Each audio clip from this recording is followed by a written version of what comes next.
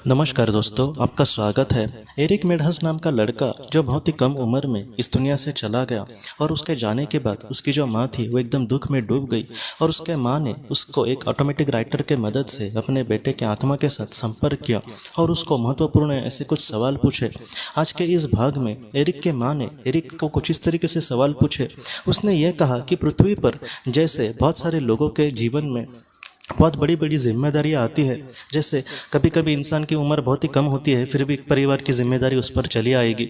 तो इस तरीके से ऐसे समय में क्या आत्मलोक में भी आत्मा के ऊपर जिम्मेदारी आती है? जब इंसान के रूप में इंसान पर कोई बड़ी जिम्मेदारी आती है तब उसको बहुत बार अपने खुद के सपनों का कहीं ना कहीं त्याग करना पड़ता है। क्या आत्मलोक में भी ऐसे जीवन इंसान या फिर आत्मा के सामने आता है?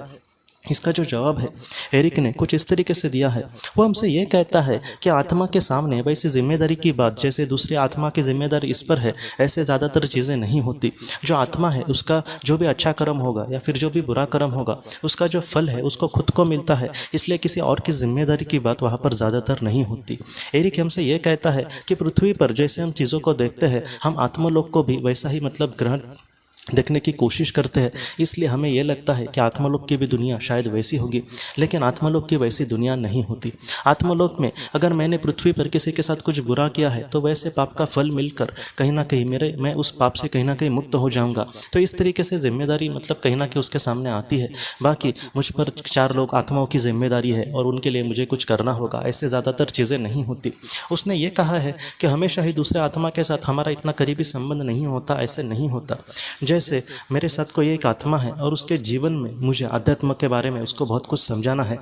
हम दोनों समझो एक नया जीवन अभी ले रहे हैं पृथ्वी पर, और उस जीवन में मेरी ये जिम्मेदारी है कि मैं उसको अध्यात्म के बारे में अध्यात्म की और लेकर चलूँ। ऐसे अगर मैंने आत्मा ने चयन किया है तो हो सकता है कि पृथ्वी पर मेरी वो जिम्मेदारी बने कि मैं कहीं ना कहीं उसको आध्यात्म के बारे में समझाऊँ। एक उदाहरण के तौर पर उसने कहा है।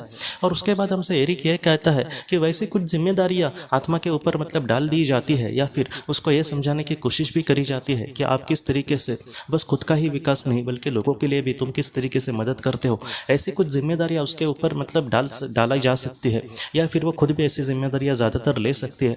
ये जिम्मेदारी भी इसको हम उस तरीके से नहीं कह सकते, क्योंकि हमारे जो अपने होते हैं उनके लिए उनके भले के लिए हम कुछ ज़रूर करने की कोशिश करेंगे। इस तरीके से एरिक ने इस बात को कहा है। लेकिन अगर आत्मलोक के जीवन के अगर हम बारे में बात करें तो वहाँ पर ऐसी कोई भी जिम्मेदारी आत्मा के सामने नहीं होती।